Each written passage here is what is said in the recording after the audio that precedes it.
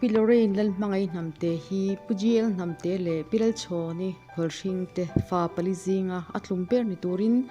September ni somni pakhat sang khazakwa somru pali khan lungleya alopianga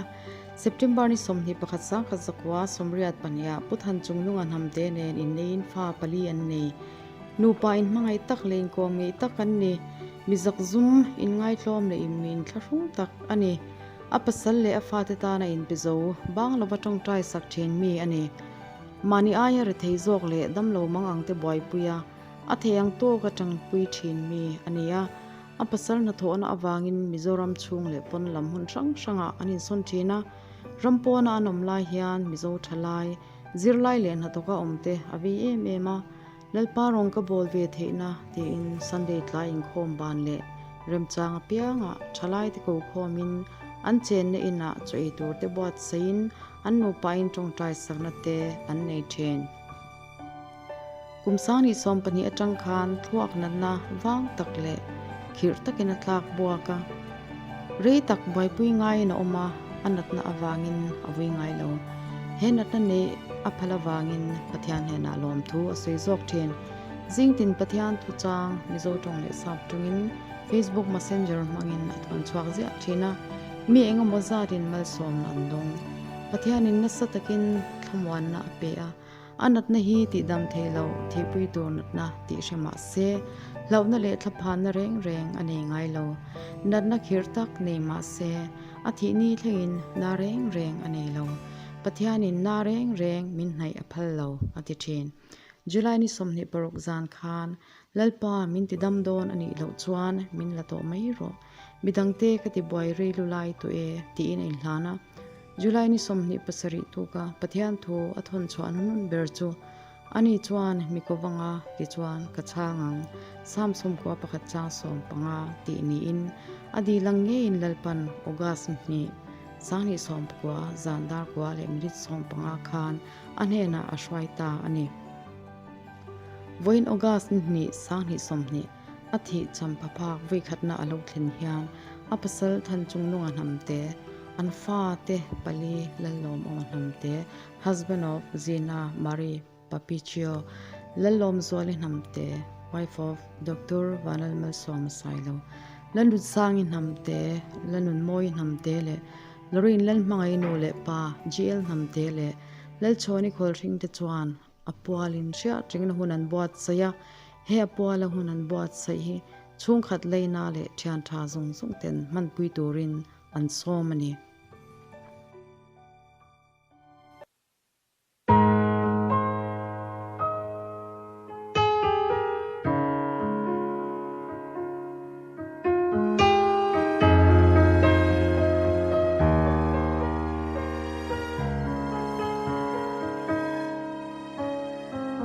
la tak ako durle ro pui sur pia lama so ta tuan eng ro pui tak alange a vanuam do em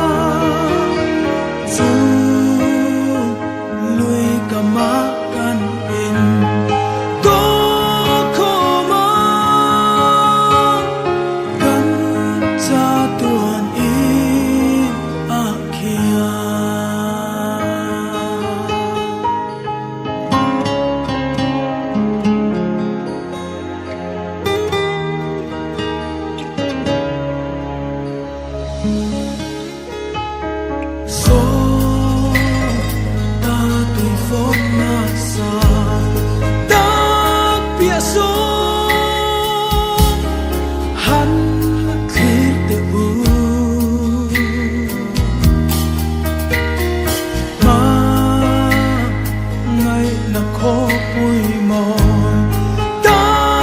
chân chi râu quý dìa mi siêu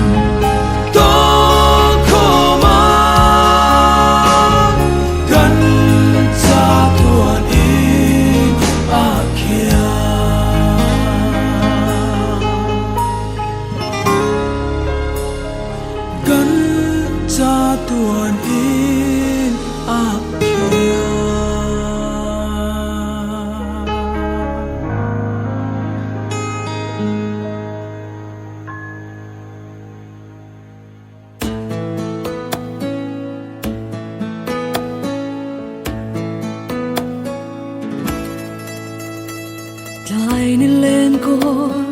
thim dọa lâu na răng ngoa gian khó thim ô tổ ngài lộ nằm muôn ngoa lùng ngại chum bùi gìn tổ lâu na khó bùi ngoa ô chú nghe chú kata na vana loni eng ang tag ni ang mo kan khen ve hun chua lui pui kam moi ta ka lung du tene kan in to gang chan dam tu chon moi tu chu ngay chu katan vanan ni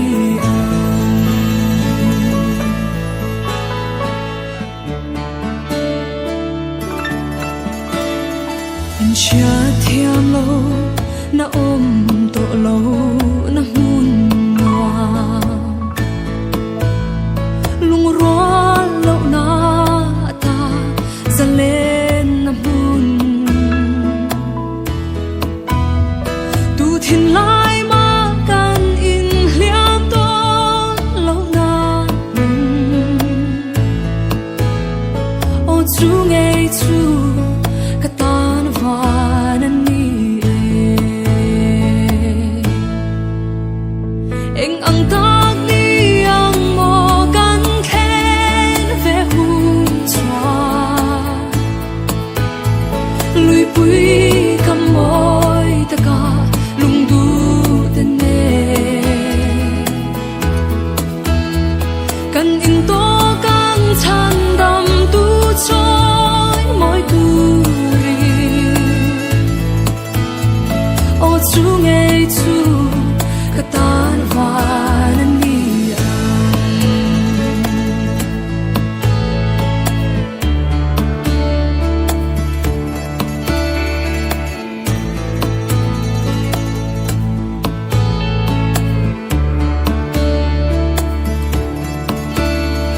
makina